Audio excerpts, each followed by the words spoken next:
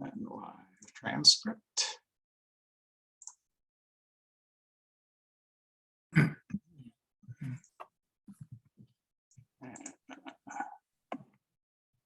Subtitles.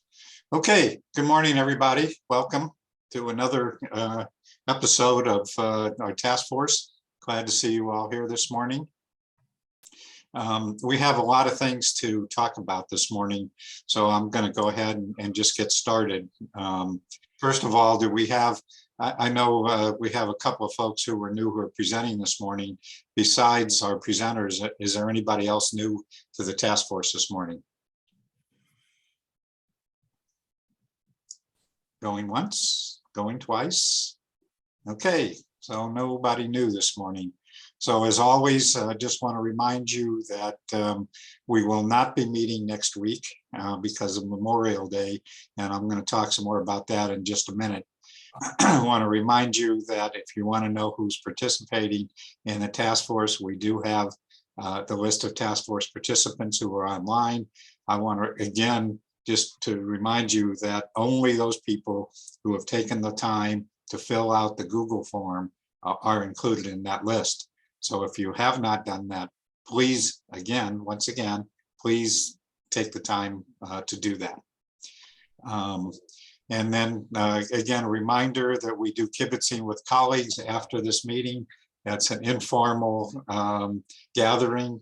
So we stop the recording and we just share any questions, comments, thoughts that people have. Might be 5 people, it might be 15.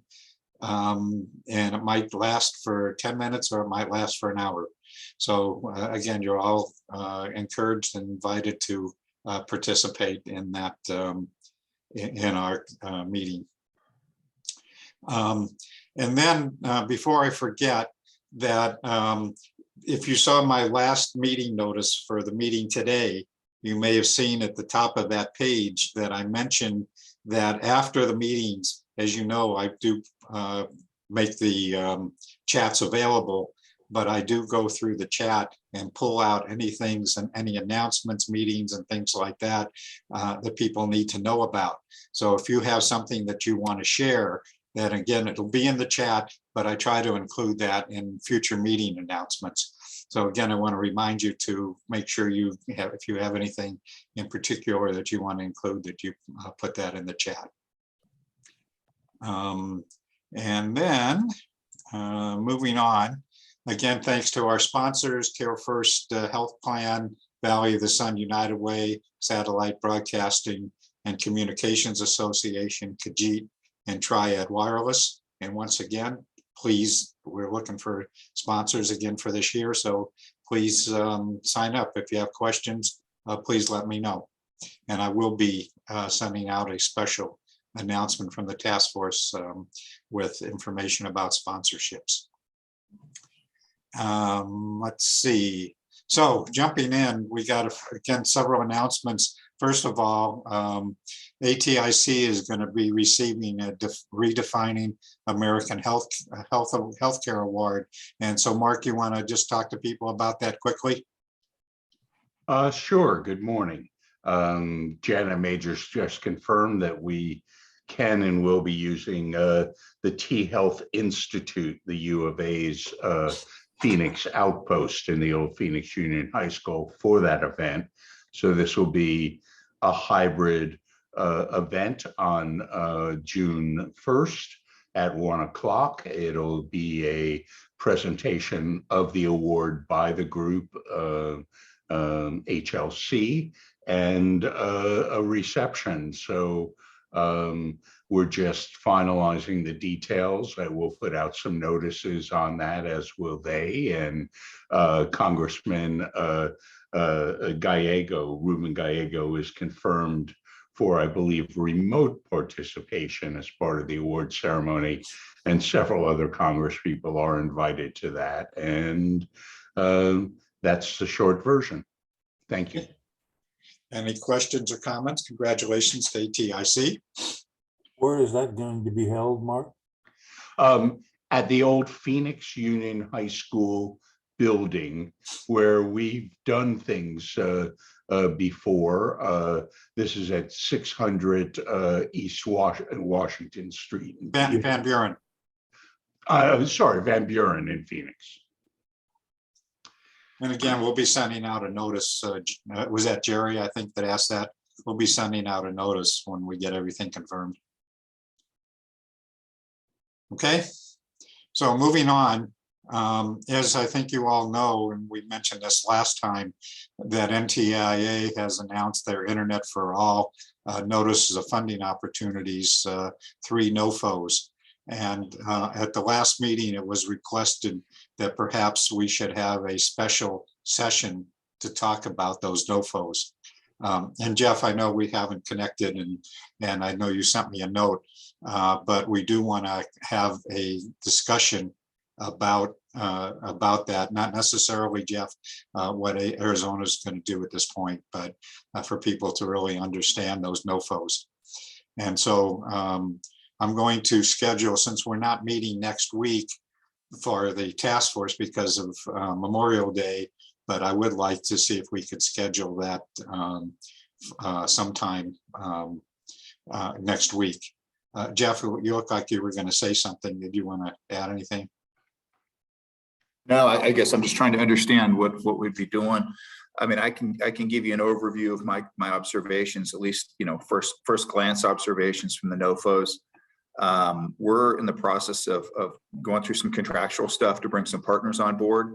So in terms of what we can share, you know, publicly, there's very little about the strategy. I could certainly share some observations, or just, you know, give you an overview of what we're doing, but unfortunately, we're really early in the process. Yeah, And I think, Jeff, this is Mark. I think the intent really is to help educate people about what those 3 NOFOs are and what's in them at the national level, and only discuss, you know, state implications where that makes sense and is practical. that's correct. Okay. Okay, so And Jeff, I'm working on for various clients and for various reasons analysis of the NOFOs. So I believe Steve was suggesting, you know, that you and I perhaps anchor that with some other, you know, there may be someone special on digital equity or otherwise, but some sort of panel discussion. Yeah.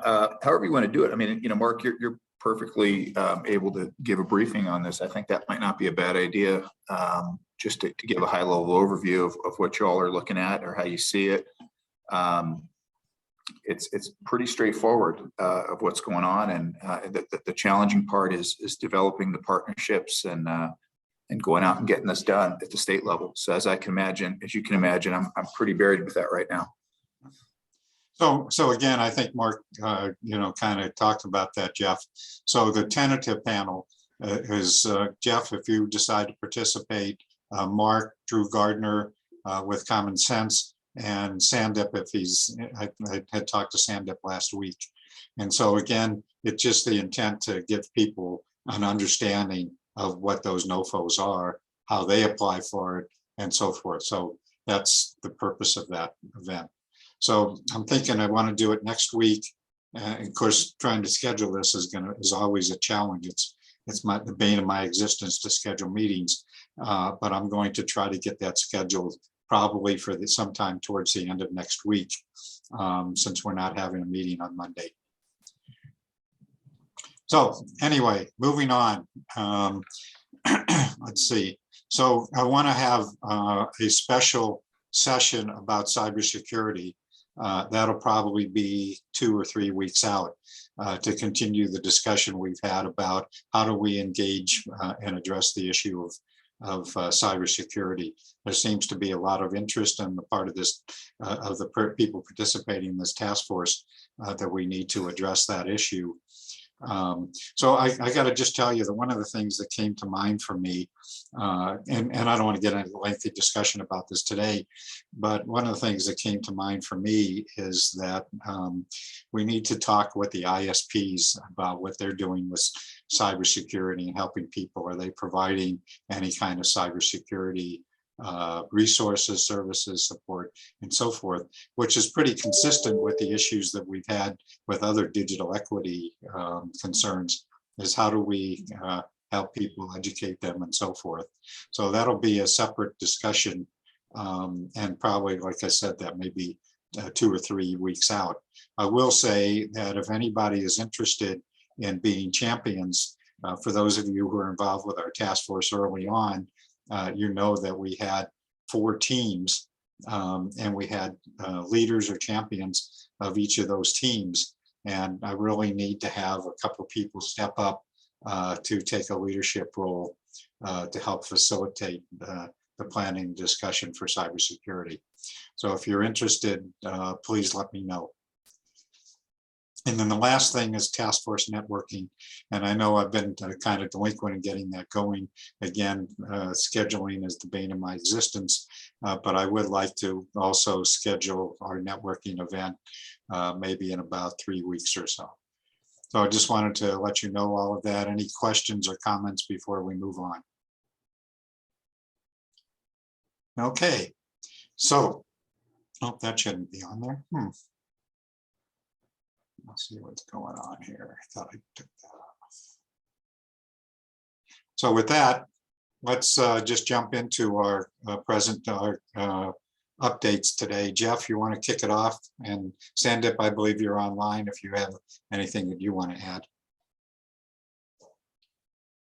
Yeah, hi, everyone. As Mark had mentioned, or Steve had mentioned, the NOFOs were dropped for 3 of the large NTIA programs, the BEAD program, which is the largest one, the Digital Equity Program, and the Middle Mile Program. The first 2 programs are more of a, I hate to use the word block grant, but the money is allocated to the governor's office. And then we developed programs which are in compliance with what they're doing to distribute. So we're very, very early in the process. So there's nothing we can tell you about that at this point. Digital equity is same. Obviously something that we need to bring in some experts, and we're working through the process of doing that right now. Hopefully we'll have some announcements on that soon. In regard to Middle Mile, that is a competitive program. We've reached out to different potential partners, tribes, counties, to look at the most important routes. If you've had a chance to review our Middle Mile plan, you'll get a pretty good idea of what we're thinking about that. Again, the state partnering with those entities to bring in additional Middle Mile capacity within the state. Quite a bit of other stuff going on. I don't want to bore you with the details, but just know that we're busy. Sandeep has been helping with a lot of the technical side of this. As you're aware, we have a $100 million grant that we're in the middle of evaluating. So as I mentioned earlier, time is scarce. We've got some excellent submissions, some real game changers for the state. And I'm excited to reveal that come next month. So if you have any questions, please feel free to reach out. I am running a little behind on email right now, but I will get back to you. If not, you're always welcome to call or text me. My cell phone number is 602-432-0004. Thanks. Okay. Thanks. Any questions, comments for Jeff? Sandip, do you want to have anything that you want to add? It's Sandeep, Steve. Pardon? It's pronounced Sandeep. Oh, sorry. Sandeep, do you have anything that you want to add? Doesn't look like it. Okay, let's move on. Mala, you're on. Yes. Mala, hear please me? introduce yourself. Okay. Can you hear me? Yes. Yeah. Okay. This is Mala. I'm the state E-rate coordinator for public libraries. I work with the state library. And I'm on several task force and committees. I won't name all of them. Just continuing from what Jeff was saying, and Steve, you were talking about the NOFOs. They're all on that page that is in the chat, internetforall.gov. There was the MOU that was signed on May 9th with the different federal agencies, with FCC, USDA, NTIA, the Department of Commerce and Treasury, that they will collaborate and develop a uniform format and standards around the collection of data, the reporting of data, and all the metrics that are needed for these grants, because it's really important that there is some uniformity. Otherwise, we could be applying for different grants and using different formats and not being able to compare apples to apples. So they will standardize the information collection. They are going to have interagency sharing, and there will be public dissemination and posting of these awards, as well as the deployment maps. And they say subject to reasonable exceptions for safety and disclosure restrictions that may apply, they will disclose and have publicly available all of the information. They will block out personally identifiable information or any whistleblower information that could incriminate anyone. So this is exciting because if we are applying for multiple grants, we could use the same data and same data format from one grant to the other, and important for the grant writers as well. I will try and put that link to the MOU in the chat once I'm done talking. So that's what I had to say about that. About as far as E-rate is concerned, Funds for Learning survey, let me once again remind people, it is May 27th is the deadline. If you know of any schools and libraries that you're in touch with any of them that need to take the survey, we would really, really love to have that because this is an annual survey just done once through the year. And the results of the survey is presented to Congress as well as to FCC. Regarding the bidding portal, there is going to be a webinar that Shelby is conducting on 25th of May and moderated by John Windhausen. It is on, is FCC trying to make E-rate application harder? I encourage you to register. I will try and get the registration link into the chat as well. Shelby also submitted a Buy American waiver request letter. The Build America, Buy America rule applies to any federal grant that we are going to obtain. So it has to be at least 55% of it has to be made in the US and assembled in the U, and the product assembled in the US. So there is a waiver possibility, but Shelby is asking for a blanket waiver, at least for the next year or two till the situation improves. Otherwise, the supply chain issues are going to hold up everything. While we were happy with Jessica Rosenwastel, and thank her for allowing Wi-Fi on school buses to be E-rateable, there is still a lot of work to be done as far as cybersecurity is concerned, which was the topmost request in the last, in the 11th survey trend report and the survey that was done last year. So hopefully we can push for cybersecurity to be the next one to be granted. As far as ACP is concerned, we had about almost 4,000 sign up last week. We are at 260,688 as against the national 11 million total households that signed up. The highest number of signups, as expected, is Maricopa County, 131,000, and Pima County, about 45,000, comes next. But there has been, the momentum is still there, still on to get people signed up. ECF funding, the third application window closed, but this window is going to be a different from others because it may not be funded just as the way the others were funded. This will be based on the discount band, the NSLP data. So the rural 75 to 100% will be funded first, and then the urban, and then it goes down as the discount band goes down. Telehealth, we are still working on it, so nothing new to report as of now, unless Janet has anything else to report, and I'm handing it back to you, Steve, unless there are any questions. Okay, any questions from Mala? Okay, I don't know, Holly, are you online?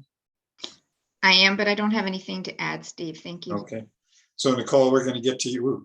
If not, let's just jump down to the digital inclusion. And I know Cindy's not online, couldn't be here today. Nicole, do you have some things that you'd like to share this morning? Sure. So you brought up a little bit earlier about wanting to coordinate a call about the NTIA BEAD and digital equity funding. And I just wanted to point out that there is going to be a pretty comprehensive call covering that on Thursday, the 26th at noon. This is hosted by the good folks at the National Digital Inclusion Alliance. So they've got some policy experts, and they do a really great job of providing info to all sorts of different partners throughout the country. So that may be of interest to some people on this call. Our Connect Arizona digital navigators, we're continuing to support with ACP signups and outreach efforts. Those of us who have been following our journey know that we've had some fun with at least 3 different providers who have been directing their customers throughout the nation to our digital navigator service. But fortunately, we've been able to kind of get to some of the billing departments that are sending those along. But we're still working with our partners here in Arizona on some of our coordinated outreach efforts to make sure that all those eligible households who have not yet signed up for the program are getting signed up and are getting the one-on-one help from the navigators that they can really benefit from. So hoping to get an increase in those calls from people in Arizona and fewer from, like Drew says, fewer from Louisiana. But we're just really thrilled to have some of these strong partnerships emerging that maybe before the pandemic wouldn't have quite worked out for us, or wouldn't have been in our imagination, I'll say. So kind of a blessing there. We are also beginning our early visioning of what a coordinated effort for National Digital Inclusion Week looks like with some of our partners as well, where it's a awareness campaign to get cities, decision makers, organizations, as well as the general public thinking and talking about digital equity. So we know that in some ways that conversation has been elevated, but we want to make sure that we keep the momentum going, that we're representing all voices, and that that people know that there's resources out there and that there's people to go to and people to help. So we're still in the early days of that one.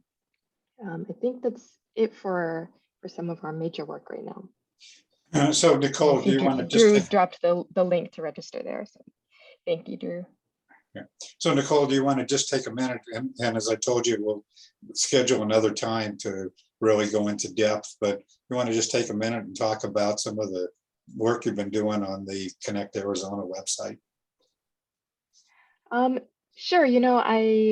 I know that we would discuss this, so let me give it my best shot, and I'd love to prepare something for this group, maybe in another Monday meeting. But so our Connect Arizona initiative is really 2 parts. We opened our digital doors in July of 2020. One aim of being the go-to information hub for all things related to digital inclusion and connectivity. So that's things like our public Wi-Fi map, our ever-growing list of internet offers in Arizona, as well as where individuals and organizations can get computers, digital equity data, where we've compiled county level data of access rates like broadband subscriptions as well as speed tests, and a digital inclusion directory of practitioners and organizations on the ground doing this work. The second aim is to support the digital empowerment of people in Arizona through our digital navigator service. And these are librarians from throughout the state that the state library has hired, trained, and supports to provide digital literacy support for anyone in Arizona.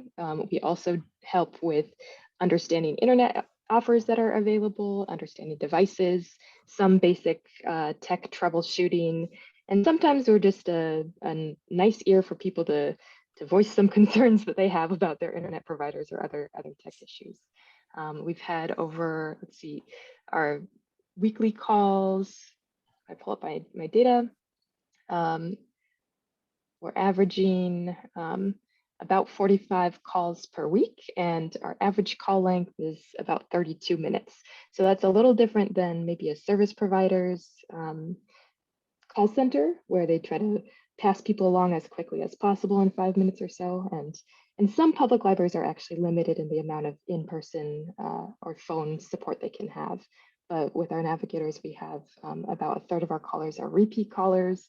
So they continue to seek more support to gain one more skill, or they really build a rapport with the navigators. So we see that as a great benefit for making sure people are feeling comfortable online, and they know they have somebody unbiased who's not trying to sell them something in their corner. Okay. Thank you. So we'll definitely schedule some more time, Nicole, to go into more detail about some of the things you just shared. So I want to move on. Aaron, I see you're online, or we're online. We've had agreed that we would add you to our digital inclusion, since you guys are doing a lot of work, a lot of great work. So Aaron, you're on. Are you still there?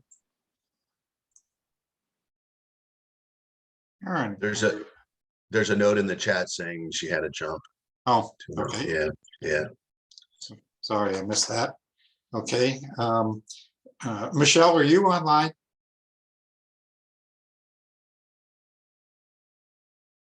Okay. Well, yes, I'm here, Steve. So Michelle, do you want to just take a minute, since Cindy's not here, and just talk about the listening sessions that are being planned in Pima County?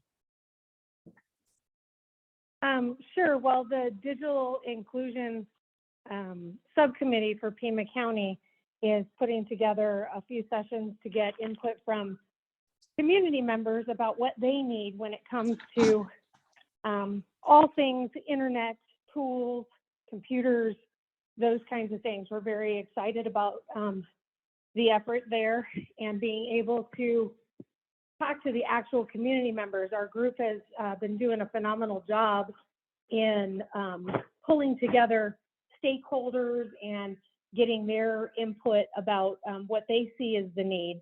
And now we'll be able to kind of round this out with the listening sessions and have some good comprehensive information on how to move forward from there. I don't have the dates right in front of me because I'm on my phone and not on my computer. Steve, do you happen to have the dates? I don't have them right in front of me, but I'll look them up here. Okay. And one of the other things that we are doing as well is we are working with the city of Tucson to promote ACP by putting flyers in the Tucson water bills. So it will go out in their digital newsletter, which is in June, and the flyers will go out for the entire month of June inside everyone's water bill. And it has information about the city of Tucson's efforts, the county's efforts, as well as the Connect Arizona website and information, and ACP's website. Okay, thank you, Michelle. We'll get more details about what you guys are doing at another meeting. I think you're doing some great stuff in Pima County. Okay, so moving on, Janet. Good morning, thank you. A couple of resources that I wanted to share and events coming up. First of all, the event that Steve and I attended last week was at Worldview, which was very interesting. The Arizona Tech Council is a wonderful group. If you are not a member, I'll put the link in the URL. There are a lot of free events, but they host things throughout Arizona and have really made an effort to produce some interesting events in Southern Arizona. And there are things like Women in Technology, there are technology happy hours, free if you're a member of the Arizona Tech Council, and our group has really enjoyed being a member of Arizona Tech Council. So I will share that URL. The other really big upcoming event in the world of telehealth, of course, is the Arizona Rural Health Conference. It's the 48th annual Rural Health Conference. It's the longest standing rural health conference in any state. It'll be in Flagstaff, June 13th through the 15th, and I'll put that URL in there as well. I also wanted to say that we've done quite a bit. You know, Jeff and I throughout the years have hosted quite a few grant writing workshops, from hands-on to different categories of grants. And we spoke long ago of bringing something together in May or June. And I'm thinking once this group has a really great idea about those newly announced grants, it would be an opportune time in the month of June to do another grant workshop specifically on those grants, so that we can really encourage community health centers and others to get very excited about writing those grants. We sure want to get those out so we can help provide the support for people who do want to participate. I also last week had a great meeting with the Arizona Diabetes Coalition. And they're a great group of people, much like the digital inclusion folks who've been meeting on a regular basis, you know, to pull together all of the organizations that are working on diabetes in the state of Arizona in the form of a coalition really speaks of the power of a coalition and being able to network and get great things done. And I look forward to, once again, having our program participate very actively in the war against diabetes here in the state of Arizona, because part of the solution absolutely is technology and connectivity, and reaching people in their hometowns for both education and treatment. And then a quick update, telehealth in libraries. Mala and I have our next meeting this week. And what we've been working on, what I've been working on along with Ken, the director of the Pima County Library, is he's been focusing on the integration of the patient vital signs monitors as far as the checkout process and the data management process. And my job is working with our nurse, Dr. Kim Shea, to put together the clinical protocols as well as the technical protocols for using those those devices. And it's going to be very important as we move forward that we train the trainers and spend time teaching librarians how to use the technology, teaching our existing healthcare navigators, the promotoras and the CHRs, as well as working with our existing digital navigators, so that we can really put together a group of a wide, vast group of people who can work with patrons at the library who do want to be more empowered about their own health. We want to be able to answer their questions and provide technical support for the technologies that we've been deploying. Our first 2 pilot sites we hope to have up and running this summer, and then we'll do a big kickoff in the town of Arivaca in September. So we'll have more information the next time we meet. Thank you. Okay, thank you, Janet. Any questions for Janet? Okay, moving on to the Department of Ed. Sophia, you have anything?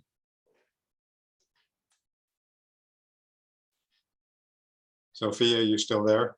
Yep, I am. Sorry. One click did not unmute me. It needed 2.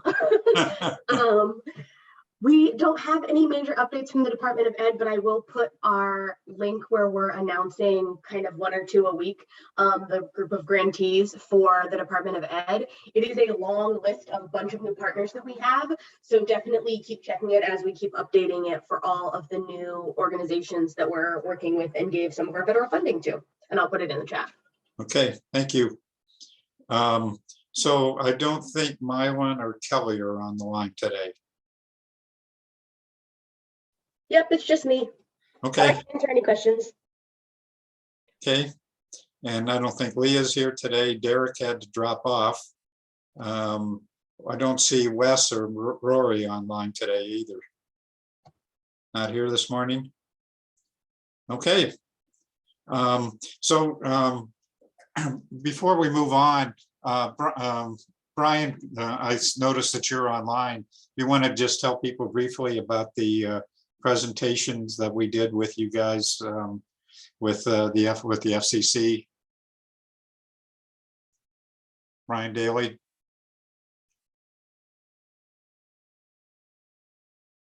Okay, Mark, do you want to just talk briefly about the meeting we had with the FCC Advisory Committee? Sure. Brian Daly, who regularly participates, is actually on the East Coast. He's AT&T's vice president for standards and partnerships. And he's been on a FCC group called the Technological Advisory Council, TAC, for a number of years. He wanted them to hear the Arizona story. And so he's and gather thoughts on wireless evolution and other matters of more general concern to that group. So he did schedule a meeting with Steve and myself, and it ended up being Sandeep from the state broadband office last Tuesday, was it, Steve? I think so. And Steve presented on the task force, how we came to be, what was our initiatives and our activities. I presented on the 30-year history of kind of how in Arizona we got there, ATIC and legislative and executive branch and telehealth and other initiatives very briefly, but I covered the 30-year span. Then I gave some examples from client work in advanced wireless that I thought would be of interest to them, and some other ruminations of mine. And then Sandeep batted cleanup with, and he has a deep well of experience in the wireless industry, including at AT&T, that somewhat intersects with Brian's own experience there. He batted cleanup, talked not only about the further about the state broadband office, what was going on there, but his own perceptions and thoughts about advanced wireless. So with all the follow-ups we had with Brian, it seemed both he and other members of that committee were pleased to have heard that story here and our other thoughts, and that it all went well. Yeah, thanks, Mark. And Brian's online, but I don't see him. It doesn't look like he's got his audio and video on. So we'll go ahead and move on. So kind of following up to what we were just talking about is the presentation for today. And we've heard from Ricardo. We have two people presenting this morning. And Ricardo, I'm going to stop sharing if you have anything that you want to share. But we do have two people who are presenting this morning. Ricardo Platt, who's Vice President for Sales and Business Development, and Joe Smelzer, who's the Chief Marketing Officer with ED2. ED2 is a Arizona-based company who is doing some interesting technology development, particularly with 5G. And so it fits well with our continued discussions about how do we extend our connections into communities. So I'm not going to say any more about that. And Ricardo and Joe, you guys are on. Thanks, Steve. I appreciate it. Good morning, everybody. It's nice to be here again. It's been a while since I've had an opportunity to join one of the meetings. Joe Schmelzer, our CMO, is also here. And I'm going to talk a little bit about a couple of products, focusing on one in particular that we're in the process of rolling out. It is telco-centric. Telco means a cell phone operator, the Verizons and AT&Ts of the world, and something that we're pretty excited about. So with no further ado, Joe, take it away. Thanks, Ricardo. Hi, everyone. It's a sort of a dry topic. I'm going to try to keep everybody awake and move this along. There's a lot of content. Try to keep it fun. And if there's any questions, feel free to speak up. I'm not watching the chat window or anything, so you'll probably have to just ask me. But I'll try to leave a little time at the end if there's any questions. So as Steve mentioned, we're an emerging company from Tucson with a lot of expertise in RF and wireless.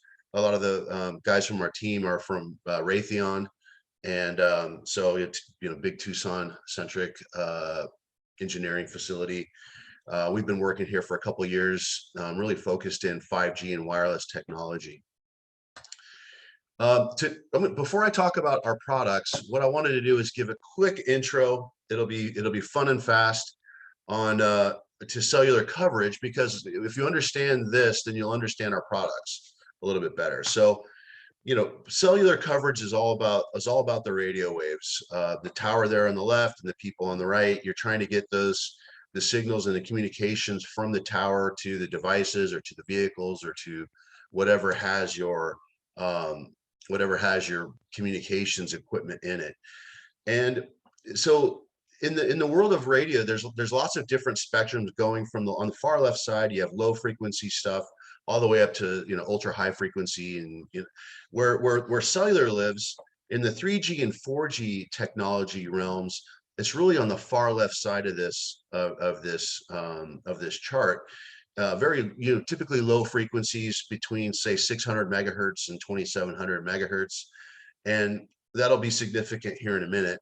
But with the new 5G technology, we're getting up into higher frequency radio waves. We're calling anything from 24 gigahertz and up becomes a millimeter wave, or what a lot of the cellular carriers are delivering their ultra wideband coverage on, and that's where you're seeing some of these really interesting marketing claims of really high speed data and ultra low latency and reliability. That a lot of that's happening in the high frequency stuff. So why does that matter? The way we measure spectrum is it's measured in hertz, and it gets licensed in chunks by auction, and that's what the FCC in this country, the FCC manages that. They'll license these chunks of spectrum to the carriers, who then are able to deploy that and resell it, et cetera. And what really means is more hertz means bigger pipe. So if you have more spectrum, you have a larger pipe, you can deliver more data and more service, and that's an important thing to the carriers. In 3G, you had 5 megahertz pipes. You can see that there in the lower left. That's just an illustration here. When we got into 4G, we actually had 4 times more data that we could deliver through these pipes at about 20 megahertz. In 5G, we're up to 100 megahertz. So it's a significantly bigger pipe. And the cool thing about 5G is that you can actually take these pipes, these 100 megahertz pipes or these 100 megahertz blocks, and aggregate them and create one large 800 megahertz block of spectrum. So, comparing that to 3G and 4G, you can see why the carriers are so interested in getting into this technology and delivering all the benefits to all the users. You have a lot more spectrum here. So that's why it matters. Now, the interesting thing about frequency and spectrum is in the 3G and 4G world, where we're at the lower ends of that frequency, what you get is you get a lot of penetrating power from the radio waves. So things like trees and buildings and other obstacles aren't as big of an impact to the cellular signals, and you're able to deliver the content and the data and everything else you're trying to do through and into buildings and around buildings, and it's a much better frequency for what we call propagation. In 5G, this a bit of an eye chart here. Apologize for that, but I thought it was, some of this stuff is a little bit technical. This kind of does a good job of explaining. But on the lower part here on the x-axis, the farther you go to the right, the worse the penetration gets, the worse the propagation gets. So that means that the signals do not get delivered very well into the buildings or past the buildings, et cetera. And this is kind of a big deal. If you look at, for example, not to pick on any one carrier because they all have the same, they're all dealing with the same physics and the same dynamics. But if you look at, for example, Verizon's ultra wideband spectrum, they deliver that at 28 gigahertz. And you can see here where it's, where that inflection point is. And so on that propagation curve, you can see that the propagation is really poor, really poor for that frequency. And all the carriers are dealing with this. All the carriers are trying to figure out how to deliver quality service and deal with the poor propagation at that high frequency. So the challenge here is that when you deliver these high frequency signals from the towers, they just bounce right off the buildings. They literally will just bounce off the building, and you get no penetration on the inside, or very little penetration. There's a fun video that T-Mobile made where they have a signal going through a glass door, and they close the glass door and the signal stops, and they open the glass door and the signal continues on. So you can see how easily it's blocked by obstacles. And this is the challenge is this doesn't make for happy customers who just went out and bought $1,000, the new $1,000 iPhone or whatever, because it has 5G, and then they're not seeing any 5G service. It's a big problem for the carriers.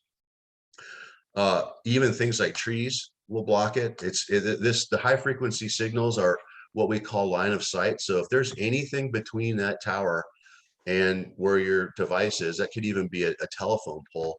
It creates a problem here. Even rain, a heavy rain can even affect the signal quality. So it's a significant issue, and that's where ED2 comes in. What we do is we make a variety of wireless 5G infrastructure equipment. Our first round of products is really dedicated to solving these coverage problems. And so what we can do is we can extend the 5G networks. We can fix the coverage holes and pass RF blockers. I'm going to show you how we do that here in a second. But the really cool thing about using this technology is there's no trenching required, which means you don't have to dig up your city street to lay down fiber optic cable, and there's no fiber backhaul required for these products, which means you don't have a data connection that you've got to run to this device and then pay for that as a monthly OpEx. So it's a really low touch, easy kind of a system to implement. I know I'm going kind of fast. I hope everyone's at least awake or keeping up to some degree.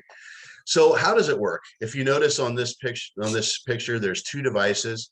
These two devices on this pole represent our entire solution. And the way it works is the device on the one side picks up the incoming signal from the tower. We clean it up, we amplify it, we deliver it to our second box, and then we rebroadcast it to wherever you want to aim that signal. And it's really nice because you get something like a building here, which is a blocker, and everything behind that building is not going to benefit from the coverage. And with 15 minutes of installing this repeater, now you can light up that entire space. We call that a coverage hole or a shadow. And so you can basically light up these shadows with a very easy to deploy and quick process. So network planners love this kind of stuff. So how would it look? Another example of how you could be deployed. As I mentioned, you have to have fiber. That's what this red dotted line is. So anytime you're going to lay down a cellular network, you need to have a fiber backbone. So in this case, and this is what a lot of city planners like to do this. They like to run a heavy fiber down one of the main streets, and then they can connect off of that. So in this case, you see the fiber going down one street. And what that's going to give you is you're going to get good coverage in sort of a 360 degree from that tower up into any RF blockers.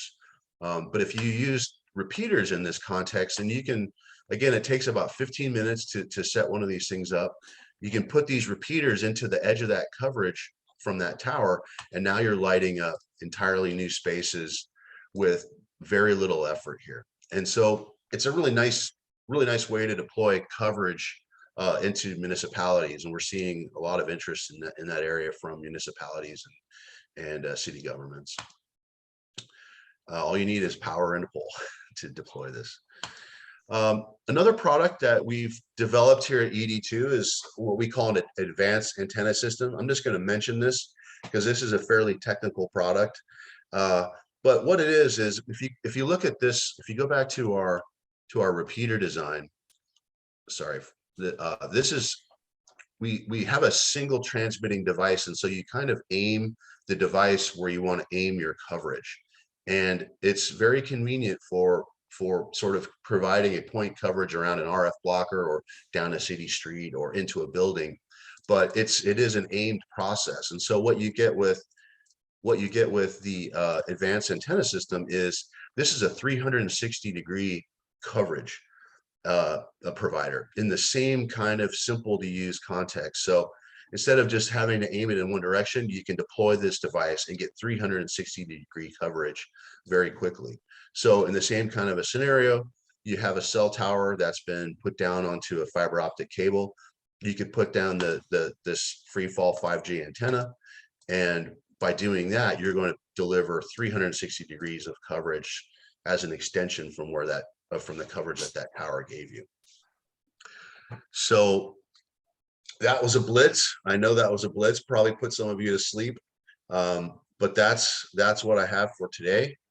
And I'm happy to answer any questions about it if there are any from the audience. So Joe, just quickly, the free fall antenna, is that commercially available now or not? It is not commercially available.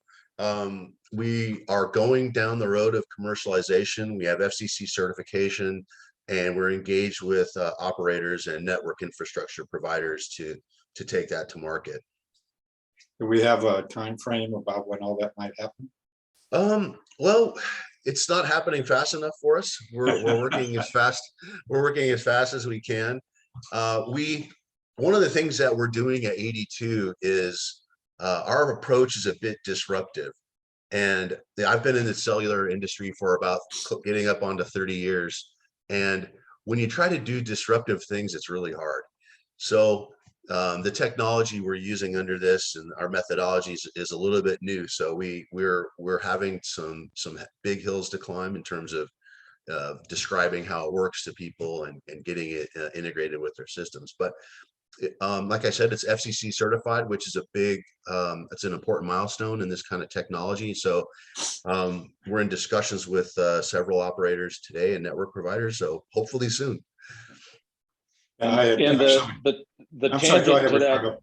tangent to that, Steve, is that is by commercially available, we're talking about large quantities. So we can deploy small test quantities under very specific opportunities, particularly to research institutions or governmental institutions that want to deploy this for very specific low volume stuff. We can do that, right? But if by commercially available, you mean when can you order 1,800 of them? That's a little while away, but they are available for specific use cases today.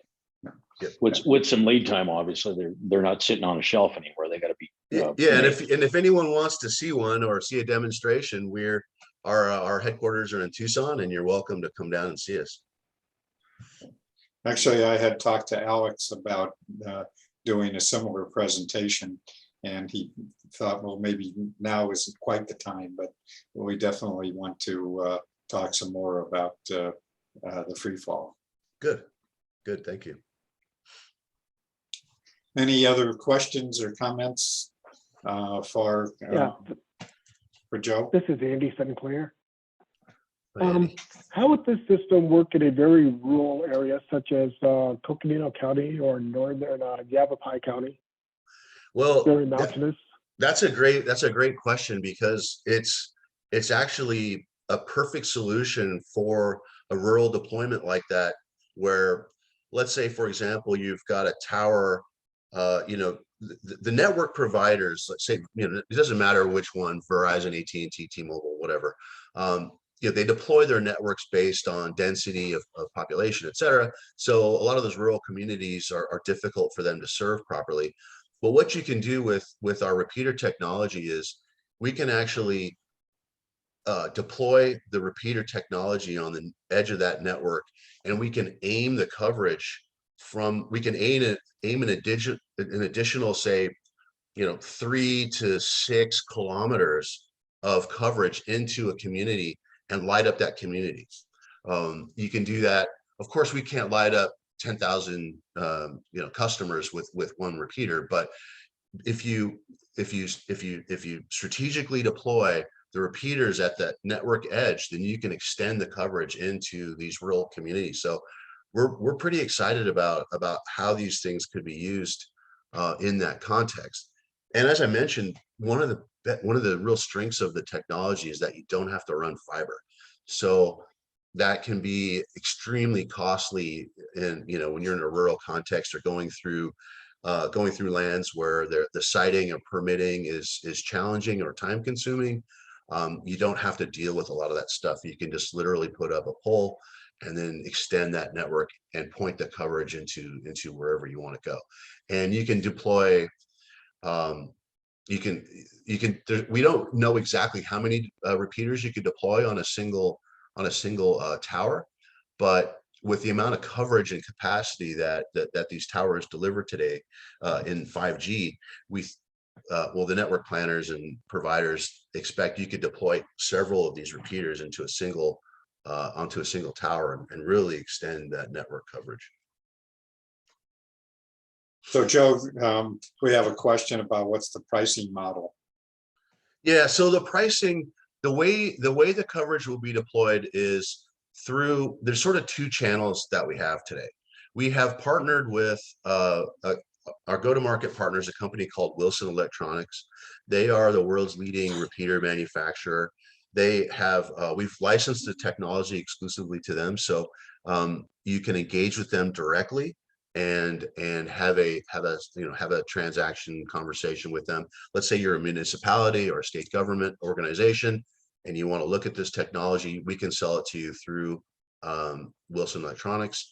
And additionally, our ultimate goal is to deliver this technology through the network providers themselves. So this becomes another tool in their toolbox for providing good service to municipalities or whoever wants it.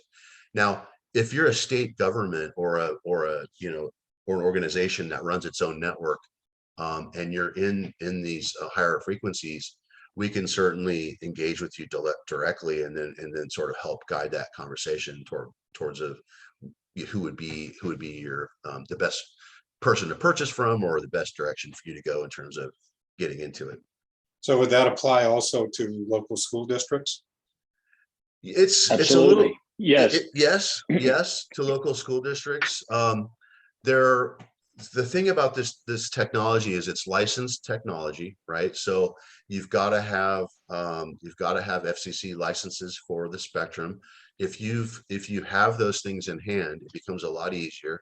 If you're an agency that doesn't have spectrum license, it becomes more complicated because this equipment does require an FCC license to use, and so that's all solvable. It's all figured out. The industry does this every day, but there's just some different levels of complexity depending on who you are as an organization. Okay. Yeah. Any other questions for Joe? Thanks you everyone for your time and having us on today. Joe, good presentation. Thank you, sir. Thanks, guys. Yeah. Okay. Any other questions or comments? Any other announcements for today before we end our meeting? Questions, comments? Ricardo, thank you. Good to see you again. Thank you, guys. It's great being here. Yeah. And actually, Joe, can you send me your presentation? Can we do that? I'd like to share our presentations with folks. No problem. I'll send that off right now. Great. Thank you. So, any other questions or comments about anything? Any announcements that people need to know about? Again, if there's something that you want shared, put it in the chat and then I can grab it out of the chat and include it in our next meeting announcement. Okay, again, no meeting next week. Hope you guys all have a safe holiday and look forward to scheduling a presentation about the NOFOs. That it? Sounds like we're done. Again, anybody